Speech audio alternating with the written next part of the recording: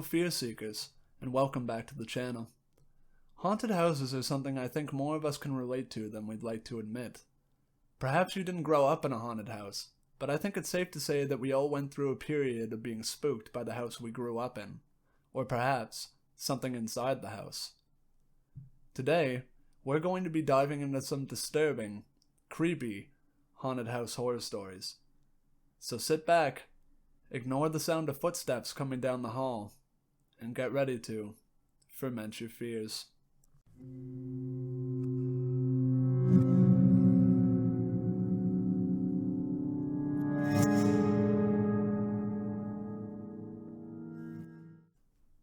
My therapist thinks that it would help me to write this all down. She thinks that fully coming to terms with what happened to me, and potentially meeting others with similar experiences, might help me to compartmentalize and finally cope with my childhood. Okay, so it's not an actual therapist. It's a friend who majored in psychology, but now works in sales.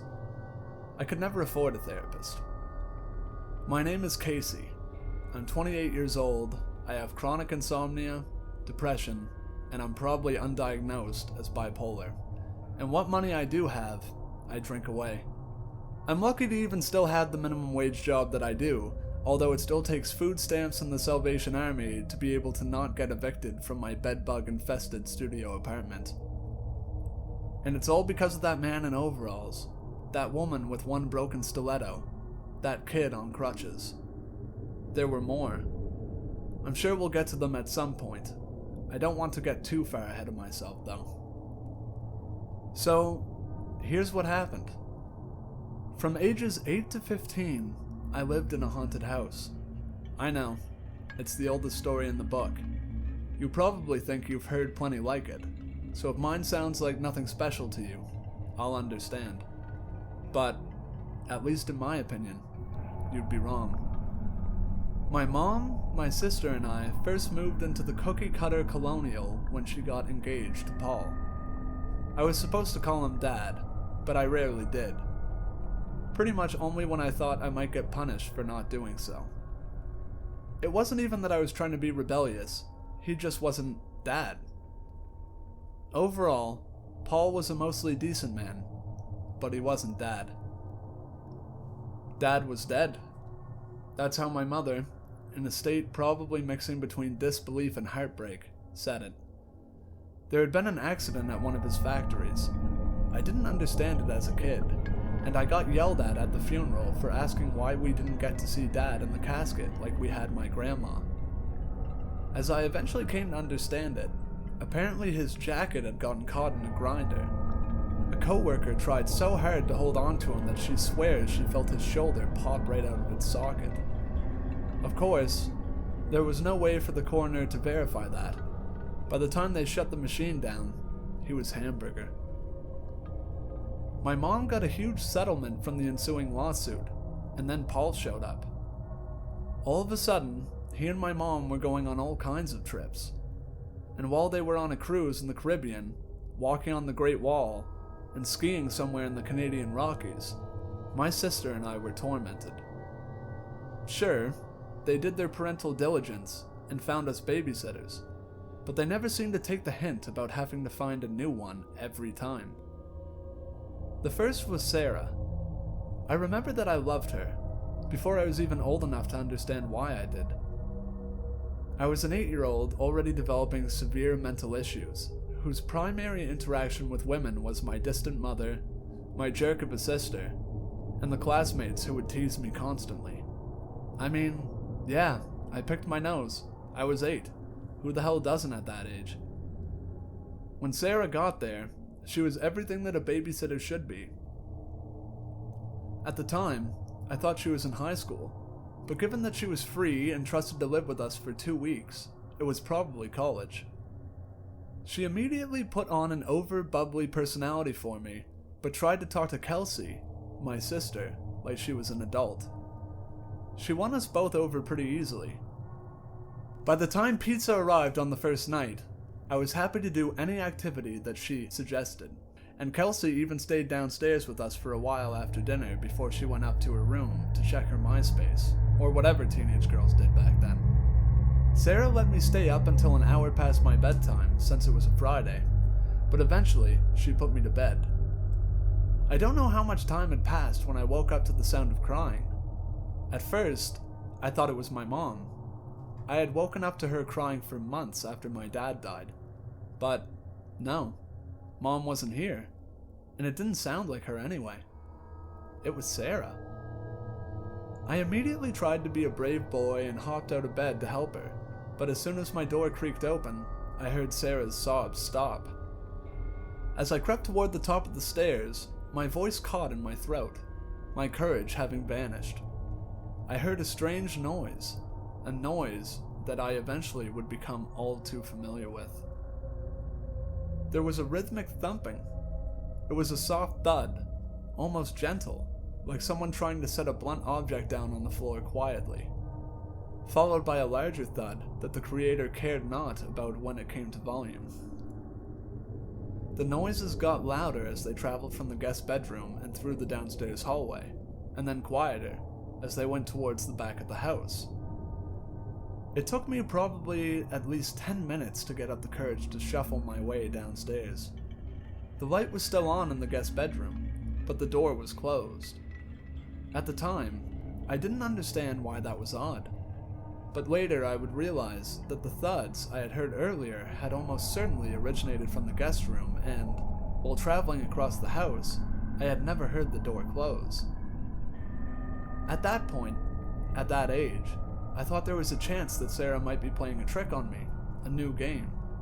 I wanted to call out and tell her that I didn't like scary games. But I didn't. Instead, I quietly approached the door. I was afraid that she might burst out at any moment with a silly face that she didn't realize would actually have probably scared the crap out of me. But nothing happened. And so, I knocked. Immediately, I heard someone rustling around inside in what sounded like frantic whispering, and then, after a brief silence, a booming voice. "Someone is out of bed?" It couldn't have been Sarah. The voice was too deep, and she wouldn't have said it like that. I didn't stick around to find out, though. Even if I had been able to rationalize it all in my 8-year-old mind, I certainly didn't want to get in trouble. And so, I sprinted back upstairs and launched myself under the covers. I didn't sleep well, and I could have sworn that, at some point during the night, I heard someone come to my door, which I had left open in my panic to get back into bed. The hallway was pitch black, but I heard something. Breathing? Rasping? Whispering? But after about 30 seconds, the noise, and whatever had been causing it, went away. The next day, with the sun out and the birds chirping, I woke up barely remembering what had happened the night before. My dad had always told me that things that seem scary in the night are either not real or just normal things in the daytime. So, with it being Saturday, I hustled downstairs and turned on cartoons. I wanted to go and knock on Sarah's door, because I hoped that she would want to watch with me, but I also knew that older people like to sleep in, so I didn't. After about an hour of cartoons and half a box of Cap'n Crunch, the doorbell rang. I wasn't supposed to get the door, so Kelsey made a show out of stomping out of the bathroom to answer. It was the police. Apparently, knocking on Sarah's door that morning would have just left me disappointed. She had left in the middle of the night, driven the 200 miles back to her hometown, gone into her parents' home, and murdered them. She killed herself as well, but beforehand, she had apparently taken the time to log on to a local babysitter forum for our county and made a glowing recommendation of babysitting for our family. Or rather, not our family, but our address. So, that's the first time that I remember the house messing with me.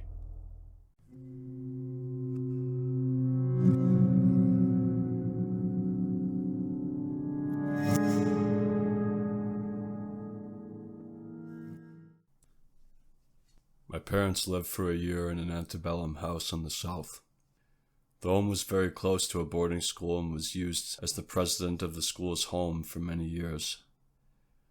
Before that, it was a dorm, infirmary, and a student union at one point. I was around 10 when we moved into the house. My parents had given me the choice that I could share a room with my younger sister or take a portion of the attic for a bedroom. I chose the attic. In my new attic bedroom, my parents had given me a 3/4 bed with a custom feather and down mattress. I remember the first few nights hearing footsteps on the stairs, as well as hearing shuffling noises and footsteps elsewhere. I complained to my parents, but they told me to ignore the sounds, as it was just squirrels chewing on wires. At night, in the dark, when squirrels normally sleep. Night after night, I would hear floorboards creak and hear shuffling like someone dancing in leather shoes. I used to just lie there and listen to the footfall around my room and stopping by my bed, and then the shuffling, on and off for hours each night near the foot of my bed. My parents told me I was overreacting to a bunch of squirrels. This routine continued for weeks, and eventually I began to have night terrors, the feeling like someone was pushing you down and you can't move. The fun part for me was I had a loose feather down mattress that you could really sink into. So I would lie there under my covers.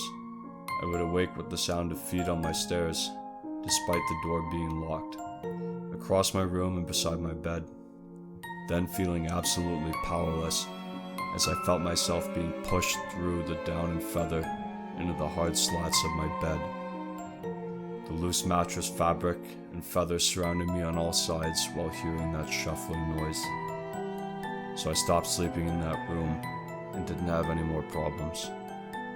Then when we were moving out, a neighbor came over to spill the paranormal beans. She told us that the house had been haunted for years, and no one told us because they really wanted it to work out. The attic was said to be haunted, surprise surprise, by a young man who had died as a result of hazing. She told us they had hung the poor kid from the rear crossbeam in the attic. They had hung him to scare him, and it went too far, and he was hanged until he was unconscious. He had been taken to the hospital next door to my house and died there. The neighbor telling the story had been one of his nurses.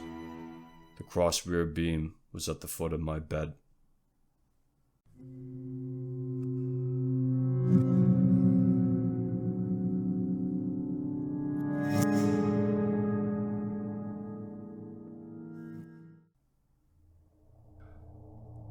I started my last story by explaining that I thought that sharing my childhood experiences in a haunted house would help me to cope as an adult. Before this, I had really only alluded to it with a couple of friends, who obviously didn't believe me, and occasionally tried to bring it up with my sister. I also tried to bring it up with my mom, but that may as well have been like telling a flat earther about Magdalene. Looking back, I don't know what happened to Kelsey, but I think she ended up having an even worse time in the house than I did. She never wanted to talk about it, but there were a lot of mornings when she would look like she hadn't slept at all, and basically behaved like an empty shell. When she got back from school, she would always be back to her normal, bratty self though. But I'm getting ahead of myself. To get back to where we left off last time, Sarah had obviously not been who we thought she was. At least that's what my mom and Paul said when they got home 2 weeks early in foul moods. Paul had actually tried to have my mom call around for a new babysitter while they were still on their trip. But even my tormented, heartbroken mother had been sensible enough to know that they should cut their trip short. Still, she wasn't happy about it. After the police had asked us all questions, and quickly determined that Kelsey and I had nothing to do with Sarah's actions, my mom and Paul had begun asking questions too. To her credit, my mom did seem concerned for a couple of days, but once she was assured that Sarah had indeed not hurt either of us, she went back to her wine and planning another trip. In the nights following Sarah's rampage and subsequent death, I had been woken up a couple of times by a strange sound. It wasn't like the rhythmic thuds I heard go through the house that night, but rather it sounded as if someone were dragging chains or something metal across the floor downstairs. By the next weekend, Paul and my mom had decided that they weren't going to be completely robbed of their vacation, and so they had booked a room at a resort hotel downtown for the weekend. With Kelsey being 15 at the time, they decided that they trusted her to order pizza and keep us out of trouble for a day and a half. Friday went by quickly, because Kelsey was happy to let me break the rules and play Nintendo all night if it meant I left her alone. In fact, I fell asleep on the couch with a controller on my chest. I had been in the middle of one of the Bowser levels of the first Super Mario Bros. Game, and when I awoke in the middle of the night, I was greeted by the sounds of the game. The 8-bit music was still playing, and I could hear the fireballs flying up and down from a nearby lava pit as Mario stood precariously on a thin platform. I don't know how long it took me to realize why I was confused, but it suddenly hit me. The game should have killed me. The original Mario games had a timer for each level, and if it ran out, you had to start over. Initially, I sat up excitedly, thinking I had inadvertently stumbled upon some kind of cheat code. My eyes instinctively darted to the timer, and I noticed that it was stuck on double zeros. I started to try to move my character again, but Mario wouldn't budge. I thought perhaps the game had frozen, but the fireballs were moving and the music was still playing, so I was thoroughly confused. And then, I noticed how dark it was in the house. Since I was going to be downstairs alone for the night, I had made sure to turn on basically every light. I wondered if Kelsey had come downstairs to get a drink or snack and turned them off since I was asleep, but I also thought that they had still been on when I woke up. I had been so focused on the screen that I hadn't really paid attention to my surroundings, but I could have sworn the TV wasn't the only light in the house at that point. And then, all of a sudden, Mario started to move on his own. Without me doing anything, he deftly hopped through all the remaining obstacles to the end of the level. He easily avoided Bowser and got to the axe at the end of the bridge in order to send King Koopa down into the lava. But instead of chopping down the bridge, the game simply froze. After a few unhealthy sounding beeps, the TV turned off, plunging me into utter darkness. I wanted to scream, but I didn't. Instead, I just sat where I was and whimpered. As my eyes finally adjusted to the darkness, I reached to the side of the couch, fumbling for the switch on an end table lamp. When I clicked the lamp on, the bulb blew out almost immediately. But in the brief moment that the flash illuminated the room, I finally found my voice. I screamed. I screamed like I had never screamed before. Standing in the archway between the hallway and the living room had been a large, chubby man in overalls. He had a double-bladed axe in his hands and was staring right at me.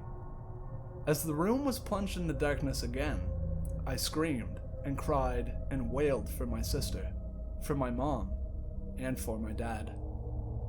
I heard footsteps from above and the hallway light was turned on from upstairs. To her credit, Kelsey actually ran down the stairs to find me packed like a sardine into the far corner of the living room. She was sympathetic at first, but quickly lost her patience with me as I described the man in overalls and the Nintendo being haunted. She practically dragged me upstairs to my bedroom. She did at least check my closet for me, but then she turned to go without a word. I knew she was mad, but before she left, I had to stop and at least ask that if I ever fell asleep on the couch again, that she leave the lights on.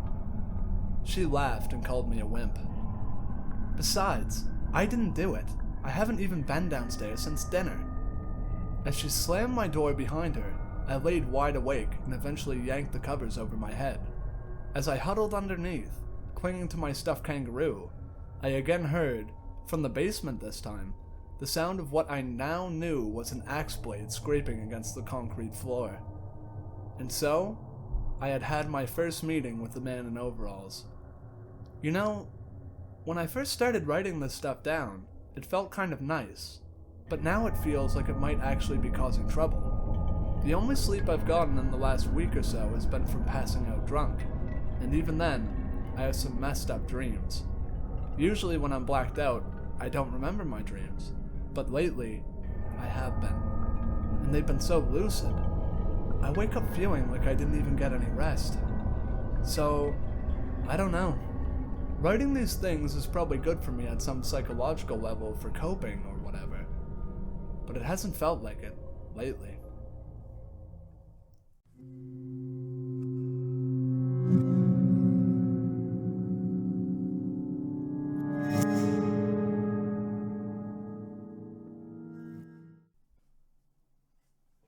all get anxious sometimes.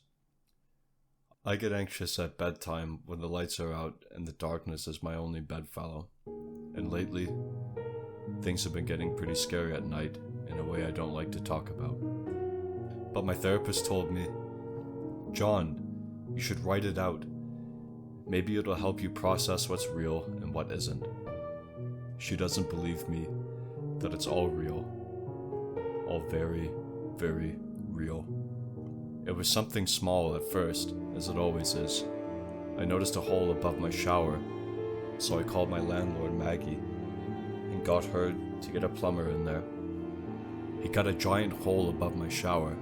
It being quarantine and all, well, it's been hard to find someone who's willing to spend the time patching it up, so it's just stayed there. Every time I take a shower, I get to stare right up into the pipes. So that's made me nervous, closing my eyes to shampoo and all that.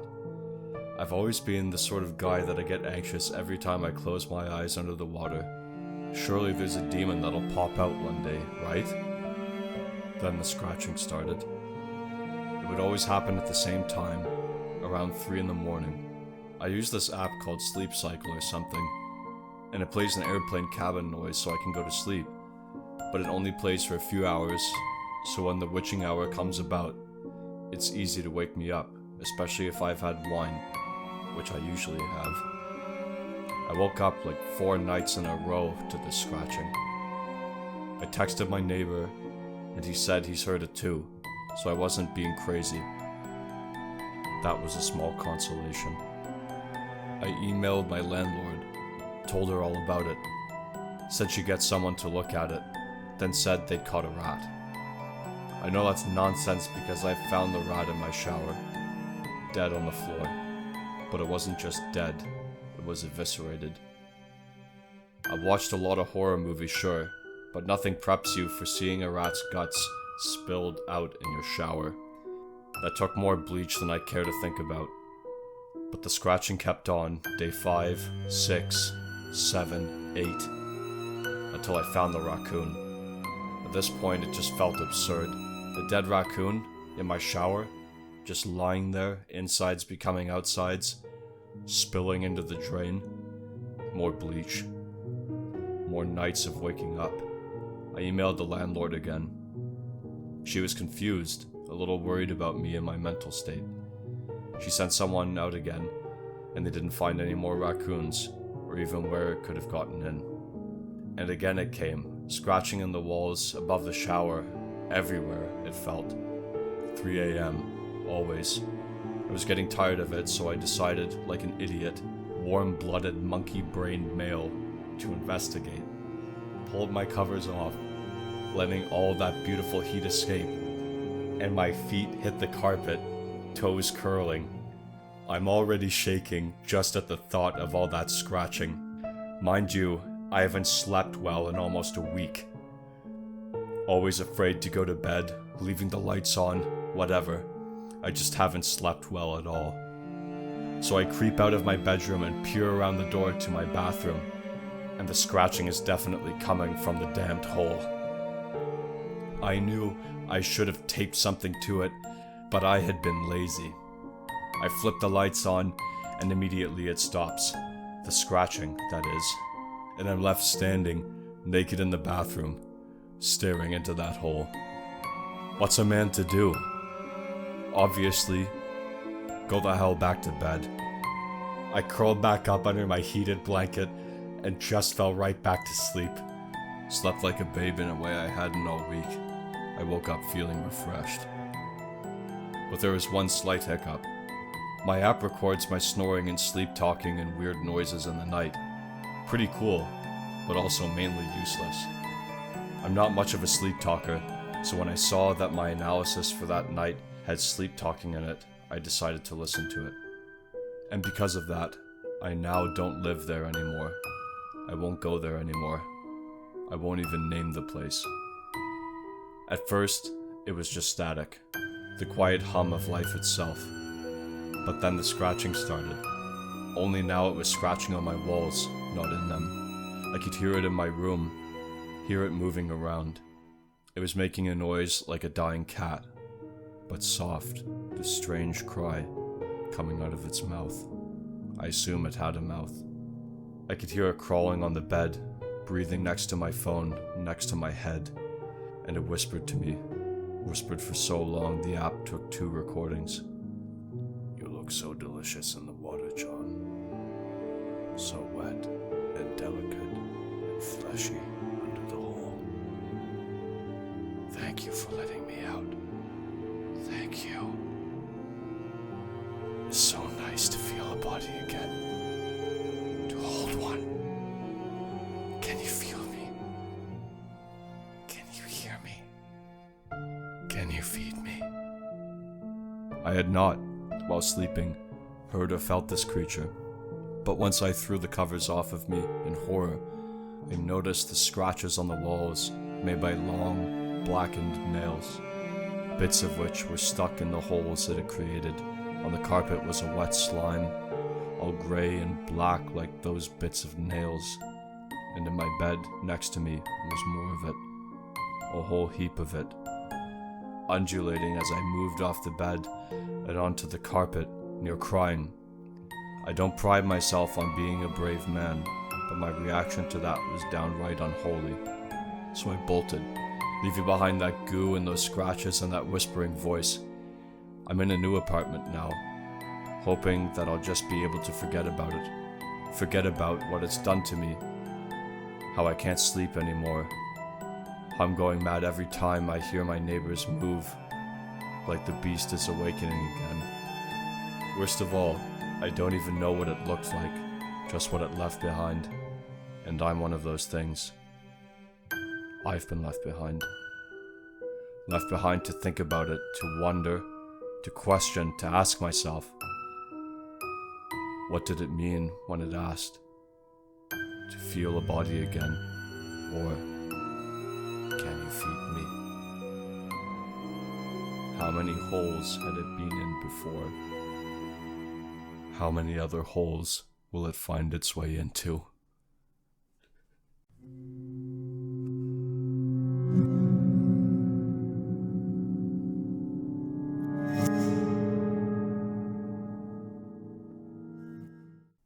Hi guys, glad to see you made it to the end of the video.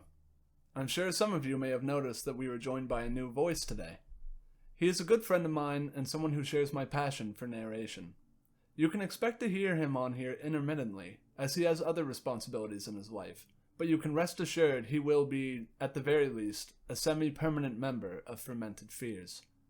Alright guys, that just about wraps up the video. Thank you for watching. I hope you enjoyed it. So long, Fear Seekers. I'll see you in the next video.